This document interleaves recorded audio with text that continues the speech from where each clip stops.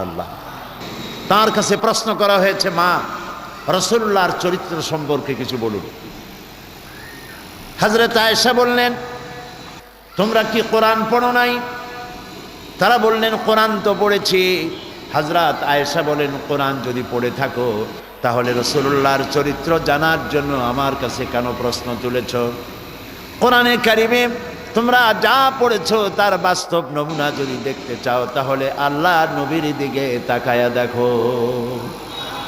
রাসূলুল্লাহ ছিলেন কোরআনের মুজাসসাম নমুনা। তিনি জীবন্ত কোরআন ছিলেন, চলমান কোরআন ছিলেন। আমরা তো কোরআন বুঝি না, বুঝতেও চেষ্টা করি না, বাড়িতে রাখি, চুমা খাই, মাথায় লাগাই, বুকে লাগাই, কোরআনের বোঝার জন্য চেষ্টাও করি না। সাহাবাই কিরামের মধ্য থেকে কোন কোন সাহাবীর সূরা বাকারার মতো একটি সূরা শেষ করতে সময় লেগেছিল